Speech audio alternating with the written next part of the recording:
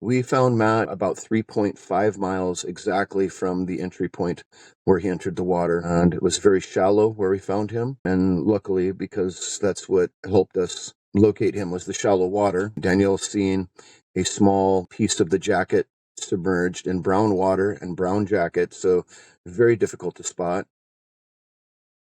The death of former Alaskan Bush People star Matt Brown at 42 has shocked fans of the long-running reality series and beyond. Matt, who had openly documented his struggles with addiction and personal challenges over the years, was found dead on Saturday after a search effort in Washington state. A search was first launched for Matt on Wednesday after a 911 call reported the body of a man being swept down a river. While authorities have not yet released a final coroner's report, his family has claimed the troubled star died by suicide. Matt was a star of the reality show from 2014 until he was fired in 2018 after substance abuse issues.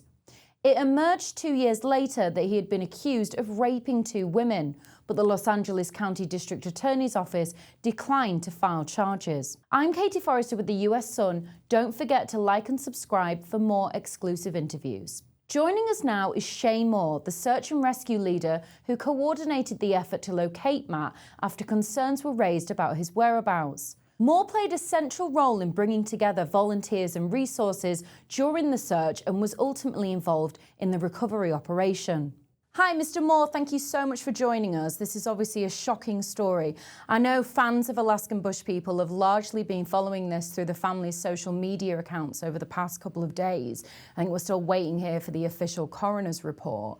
Before we go through the events of the past few days and your role in helping to recover Matt Brown's body, could you just give us a brief background on your work with search and rescue? Sure. For the last 5 or 6 years now, I formed a loose group of volunteers that is able to partake in assisting sheriffs and other SAR groups in locating missing Indigenous and local people that we've known for all these years out of our county here in Okanagan County. And Fantastic. it started because of a boy they couldn't find in the river, the same river, for about 3 years. And after that, I realized that this was needed for us to group together to protect and overlook our elders and our children. Absolutely. And did you know Matt Brown at all, and how far away are you from where this search and rescue effort was? Well, I do know Matt, and I do know a few of his family members pretty well. And as a matter of fact, by coincidence, I guess you'd call it, on a search I was involved with for an elder, an Indigenous elder. I actually seen Matt, and I asked him if he'd like to be involved on using his platform to exploit the situation. And on that day, he was a little bit of disarray, not quite himself. And he said, "This isn't the time," and I understood what he was saying. But with that said, the last time I seen him was about 2 weeks before this incident. So obviously you were very well aware that he'd battled demons over the years. You know, this must obviously be heartbreaking, though, for someone that you knew personally, for this to be the end result. Yeah, absolutely. Well, my heart goes to the family, of course, and those who loved him. And, my deepest condolences to all of them. But, yeah, it's definitely a bit of a heartbreaking situation. Is this the first time you'd ever recovered somebody that you knew personally? Well, most of the people I look for, I know, or I know their family. And like I said, I basically live on a reservation, the Colville Reservation of Washington State. And I grew up with most of these people. And if I don't know them, I know all their relatives. So in most cases, I know them directly or all their relations. Oh, gosh. And so just talk us through what day this began and how you first got involved. Who was it that first called you? Sure. So on 5/27, I believe it was May 27th, I seen a Facebook report by a lot of my friends in the area stating that they, and people who know Matt personally, stated that they had seen Matt in a state of confusion. They didn't understand what was happening to him. And I got another Facebook post saying that he's walking down the middle of the street. Looks like he's trying to get uh, hit by a vehicle. And another personal friend, not only of his family, but a very personal friend of mine, called me and told me that Matt said he was on a mission from Jesus. And we had no clue what any of this meant. And then the next thing you know, I see the official report from the sheriff's department stating that a witness had seen Matt, and or and and then seen him face down in the river after hearing a sound. And from that point, I knew that the sheriff's department and their SAR would get involved, and we really hoped that they would yield results. But we also hoped that it wasn't Matt, of course, Absolutely. So at what point did you yourself then get involved? And is it a case of the family ring you, or you just offer your services, or does the sheriff get involved? Do you wait for them to do as much as they can before you get involved? How does it usually work? Well, yeah, I definitely want to wait till the sheriffs conduct their searches. I don't want to get in their way or potentially taint tracks or articles or anything that could reference where he might have been. So, and that's our first priority, is not getting in the sheriff's way and hopefully assisting them. And with that said, I immediately, on when the sheriffs did conduct their search, which I believe was on 5/27. Oh, no, wait, 5/28 and 5/29, May 28th and May 29th. From what I read out of their report, they conducted a search, and it didn't yield results. So I started using my Facebook platform, which I normally use for communicating with many concerned community citizens and friends. And so normally I get an overwhelming response, hundreds and hundreds of people. In this case, for some reason, I had 4 people contact me. That's not normal. And at least in my past 5 years of experience. Why did you think that was? I really don't know. I don't understand it. One of the family members reached out because I had actually contacted another group of SAR people that I've recently come into contact with, a very large professional Army-based outfit called Find 911, and they walked me through the communications part and how to communicate with a group, and and I used them and their professionalism to contact Noah, and which is the brother of Matt, of course. And Noah said that he would sign the release for allowing us to go forward and look for him, because Find 911 requires a release form. And so Noah was willing to sign right away and to get his brother found. And so that's how we got started.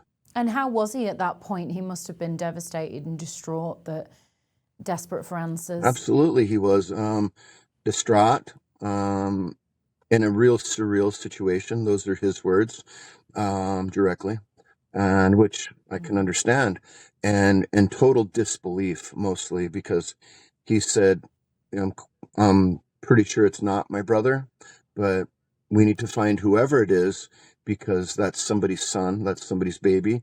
He goes, whoever it is, we need to find him and we need to locate him. And that was Noah's situation at that moment.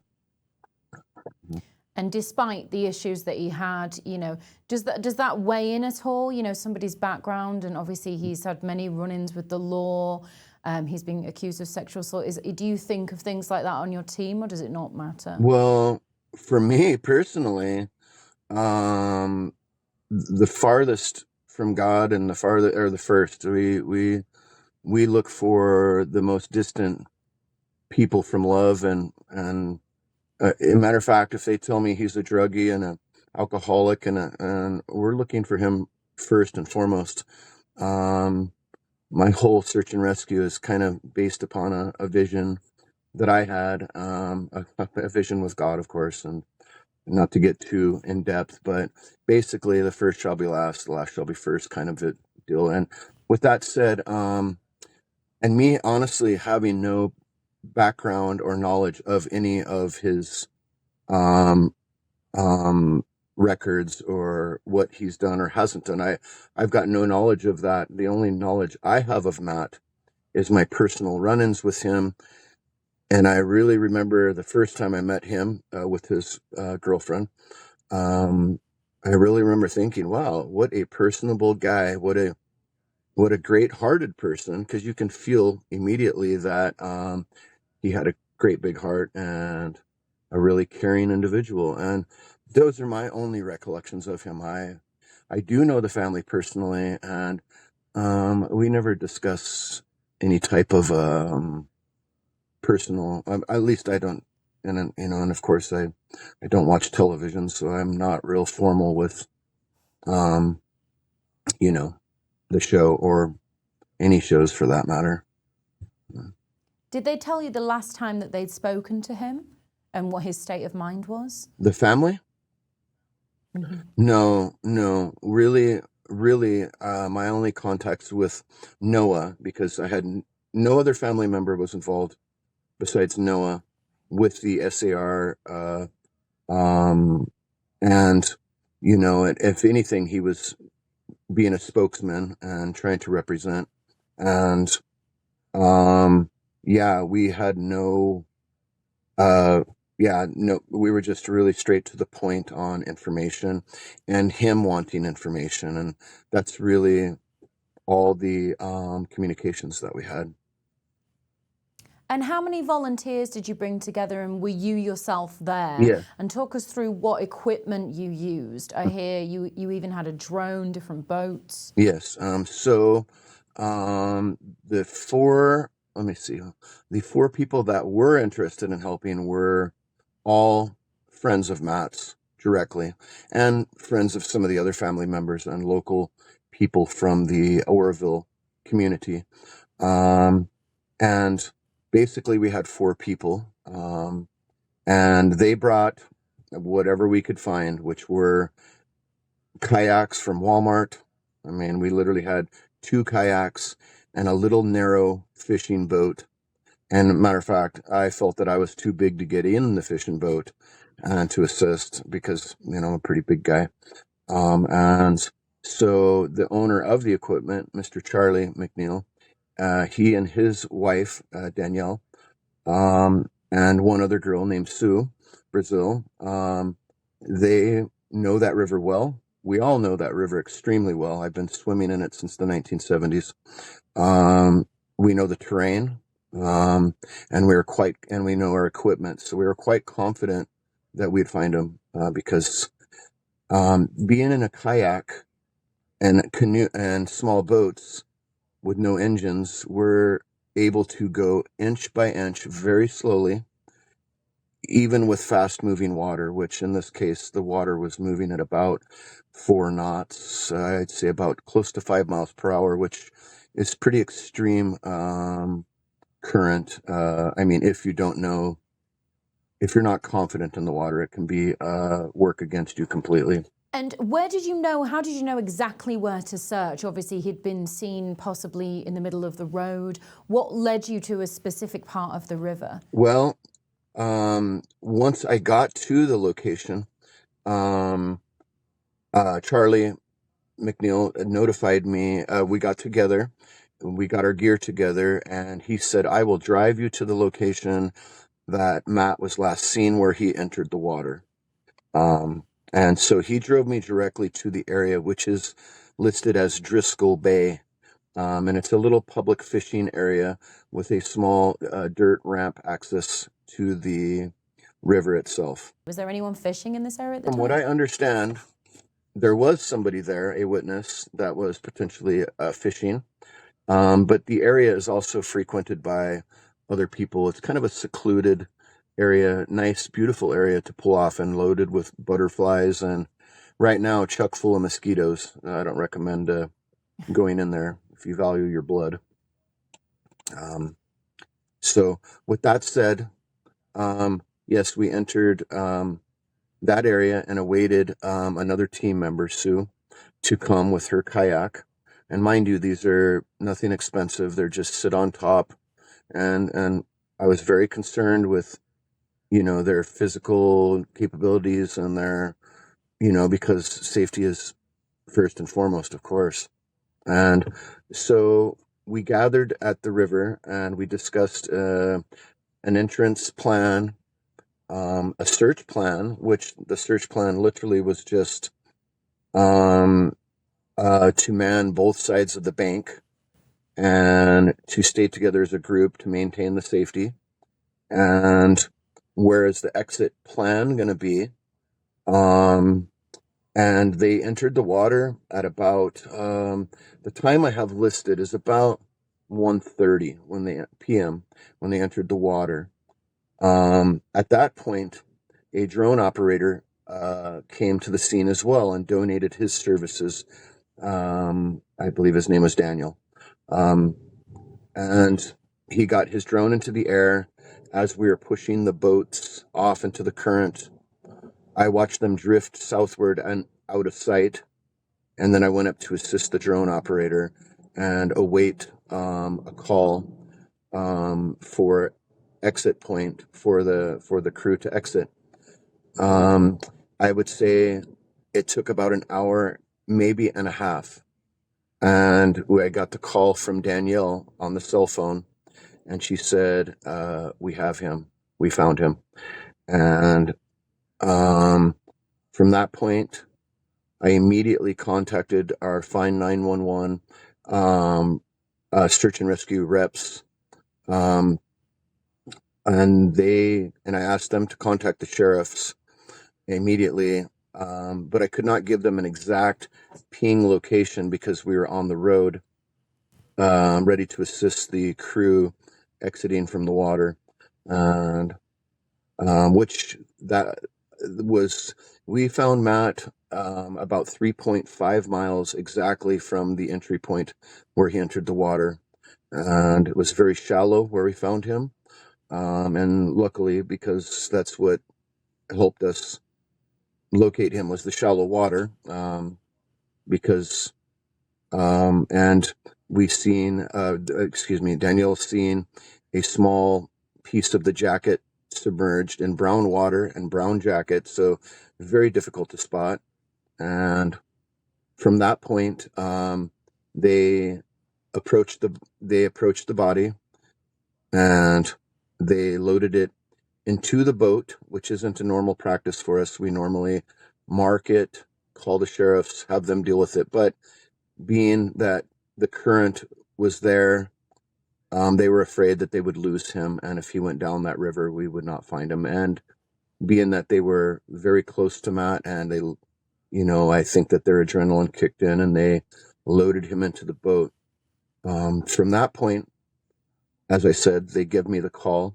We found him. We're loading him into the boat. And I said, "Where's your exit point?" And they told me it was about 20 minutes south of them, and give me the exact location. And from that point, I called Noah and informed him.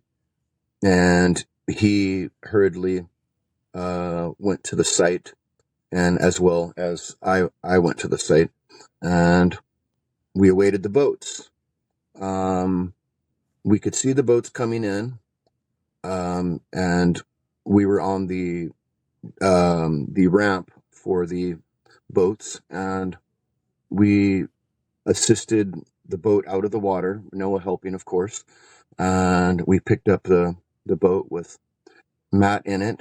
He was covered, and Noah's still in a surreal state of disbelief. And of course, I understand that. And from that point, the sheriffs asked us to carry the boat up out of the water. And we as a group grabbed the boat, carried it up the ramp, and put it in an area where the coroner could come and make the determination of who the person was. And they identified him as Matt. And how many people was it? How many people did it take to help get him into the boat? That must be quite a difficult situation. The guy in the boat, very strong man, and very lots of time in that river, so very comfortable with getting out into the water, frigid, cold, rapid water with sticks and logs and debris floating by. He was able to load Matt in. But he took on a lot of water in his little boat, and literally when his boat came in, I would say 2 inches, maybe 3 inches of the boat was above the water. So he was almost sunk the entire time as he was coming in, but he was being assisted by 2 other ladies, making sure that it was a safe situation, and they all made it in all right. And what did you cover him with as well for his dignity? He was covered when he entered with life jackets and whatever was in the boat, maybe a small jacket and a couple life jackets. And the brown jacket that you mentioned that they saw first, he was wearing that? Yes, he was. Yes. And that was that, just to talk through, that was the thing that you noticed first via the drone, and that was how you knew where to spot him? No, ma'am. The drone didn't yield any results. Okay. As a matter of fact, the drone was searching the banks behind the boats, and the boats were slightly ahead of him, and it was actually the group of kayakers that, like I said, it's a very tedious situation, examining a brown river that's rapid with ripples. It's very hard to see over a little wave, so a power boat wouldn't have been a good option. Even a helicopter with the updraft wouldn't have helped the situation. But the drone itself at this time did not yield anything. It was a identification of one of the kayakers that actually was the winning factor here. Right. And obviously it's heartbreaking to find somebody like this, but I imagine also rewarding to reunite someone with their loved one. How did it feel both for you and the rest of the team of volunteers?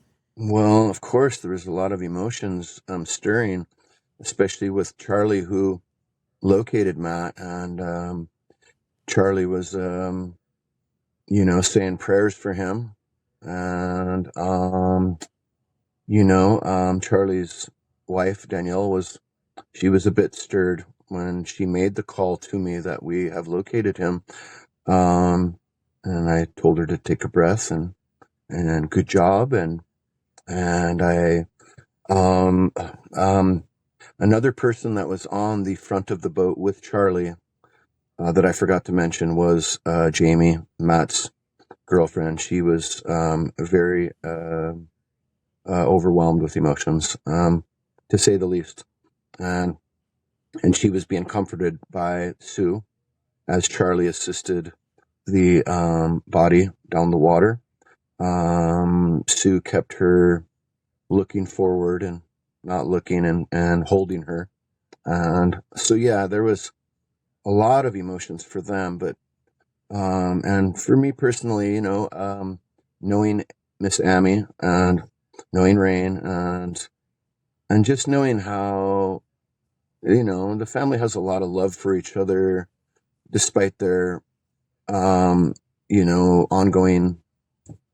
sometimes they, typical brother-sister love thing. They feud back and forth. But I know that they all love each other, and I know that Amy loves her kids extremely. And so with that said, so of course my heart goes to them, but um, there is a feeling of confirmation that I have knowing that we as searchers and trackers doing what we're doing to locate people to give resolution to their mothers and it is a bit of a confirmation feeling. But I would say it's a bit bittersweet. It's not really rewarding. It's more of a confirmation. And we don't intend it for publicity. We don't intend it for reward. I use all my own money to train my tracking dogs. I train police dogs. I train canines. I use all my own money to, get the crew where they need to be. And so we're not doing it for a reward, but it is a great feeling of confirmation, to say the least. Yeah, that was something I was going to ask you, whether you were paid for this and whether you get donations and things No, like no that. You do it GoFundMe. out of the goodness of your heart. Yes, ma'am. No GoFundMe's. No, um, if it would have been too ongoing, and I would have reached out to the community for, many people already said, hey, we have a bed for you to sleep on. That way we don't have to pay for hotels. They say, hey, we have food for you. Now we're not paying for food. Hey, we have some kayaks and so everything was brought to the table. And that's how I've been conducting every search, every search I've done on the reservation and the surrounding areas has been complete volunteers and complete groups of people bringing their hearts to the table, which is the most effective tool that we have in search, is the love and the straight up them bringing their hearts to the table. So. And you say Jamie, his girlfriend, do you know how long they'd been dating for, and at what point during the search did she show up? Well, actually, she was there from the get-go. She was one of the first peoples and most concerned persons that I believe was there. Although she didn't say much, she didn't talk much, but you could see she was extremely concerned, and she was very pushy. Let's get these boats into the water. I want to be on the boat with them. Originally, she was going to be on the boat with me, but I thought, well, me and you? I think that it would be better if Charlie, who's owned the boat, operated it, and knowing his equipment and its capabilities, and I manned the shore and the drone and the potential oncoming volunteers, which never arrived, of course. So, but Jamie was on the helm. She was literally on the helm of the boat, looking and searching and hoping, of course, I'm sure, that it wasn't him, but very concerned that it was. So, yes, she was involved from the beginning to the end on that search. And how was she when he was finally found? As you can imagine, she was in a state of total shock. And, the girls embraced her and held her. And I can only imagine how she felt. I really can't speak for her, but she was standing on the bank and not moving and total shock. And with that said, that's the only emotion I could see that she was in, because, of course, and then Noah himself also, and they kind of took their own area, and I thought they needed a little space, which I give, but the girls, of course, they, being the moms that they are, and they just went and embraced her. Absolutely. It must have been quite the scene over there. Did you keep in touch with the family? Is that something you would normally do? But obviously in this case as well, you knew him personally. Did you keep in touch with them afterwards? Well, these searches, from what I've experienced in my 12 finds and 12 searches, they run emotions a little high. And a lot of times there's even a lot of resentment and other, feelings that come to the surface. So I really, if they want to reach out to me, that's one thing. But I think right now they really need they really need the space to deal with their own feelings, and they don't need any residual information. And if they do, they'll contact me. So I try really to just do my thing and let them maintain their space. And being celebrity people and being high profile, you can imagine the millions, literally, of views and comments that they get. And mine only needs to be about information. And if they need that, they have my number, and they will contact me if needed. But I think as of now, they have all the information, and I think they probably need a little time and privacy to work these feelings and emotions out. And family had also mentioned that there may have been photographs circulating online of his body. I don't know whether they were real, whether you saw anything like that. It's quite distressing. I'm noticing a lot of fake or news, I guess you'd call it, with many boats there that weren't there, and because there was no professional equipment there, literally a little aluminum fishing boat, a little blue kayak, and a little gray kayak. That was it. I did see you share something on your Facebook of that, so I was wondering whether maybe the pictures that she was referencing could have been fake or something. You get a lot more of this these days, don't you? Absolutely. So the pictures that I put in there were the actual pictures and of course I did not post anything of Matt's body. A matter of fact, I didn't even personally, I prefer not to see that myself.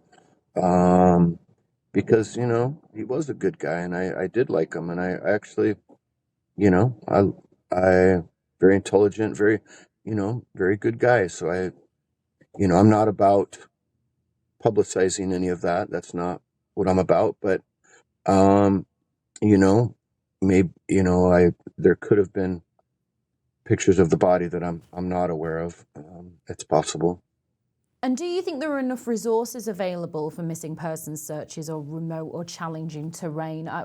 It's also seen you post something about there's quite a few people bashing the sheriff's department for not already finding him and you having step in. When emotions run high in a community where rumors also run high, like I said, the searchers are the only ones they have to blame. And as well, I was telling you, some of those residual energies run on to the people looking for them, especially if they don't find them. And if they do find them, it can still bash them for publicizing. Or the reason I publicize these searches is that is the only platform I have to bring attention, to bring people to the table, to bring eyes, to get out the missing persons reports, and that's all it's about. You know, but the sheriff's department in this case, I think they did the best they could with their resources, but their lack of knowledge of the river is not their fault. And a lot of them are from out of state. We've been on that river and in that area since we were little kids in the 1970s, and we're extremely confident on the river. And what would be dangerous conditions to someone would be inner tube weather for us. So yeah, I don't think anyone should look down on the sheriffs for, a lot of people said they weren't, that they didn't search long enough, because apparently it was someone said, oh, they only searched 6 hours total. And many things were said. I can't vouch for any of that, but I do know that if anything, my groups would just like to assist and help and be a part of it if possible. But a lot of times what I'm finding is the politics won't simply, I don't know, something clashes, and they don't so far they're not real accepting of my help. They've been a little tough on me in the situations, and I literally asked them for permission, and I don't want to get in your way, and I don't want to wreck your track or your route. But we're going to come in with all these carrying people that want to look because,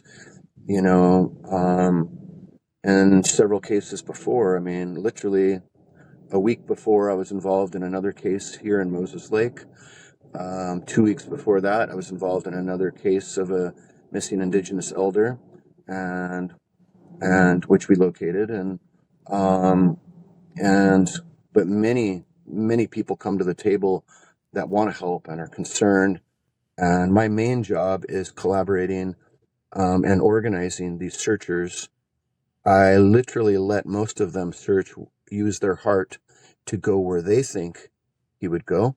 Use your own intuition, and then I'll list where you went and list these routes, and then I'll be suggestive to other people on that route has already been searched. Maybe you want to check another area, and that's literally my whole platform of how I organize the searchers is based upon their own intuitions, their own knowledge of the terrain and topography, and their just their heart, and that's been making our finds. Definitely. And is there anything that sticks in your mind from Jamie or from Noah that was said afterwards? There is, but truly, I'd love to let them speak for themselves, because I would hate to say the wrong thing, and maybe my perception of what was said, and well, maybe it, but my only thing that sticks in my head is, how a brother is going to receive and deal with that pain, and how they're going to deal with that pain and the loss. That's my only really thing that I was thinking, even as they were speaking. I was only thinking in my heart that, I have brothers, and this is going to be a tough one. And Noah was trying to be very strong. He was trying to maintain his self, and I could see him thinking of how he's going to tell his family about this. I could see that was weighing heavy on his mind, and Miss Jamie, she was just an absolute shock. She didn't say a word, and as you can imagine, it was very tough on both of them. Well, I'm sure they're very thankful for everything you've done and for your team, and we wish the family well. Well, thank you so much for joining us and for everything that you do. Thank you. Appreciate you. Bye. As the investigation continues, authorities are expected to confirm the circumstances surrounding Matt's death in the coming days. For those involved in the search, it's clearly been a difficult and emotional effort, ending in a result no one was hoping for after days of uncertainty. Thank you for watching, and like and subscribe for more videos like this one from the US Sun.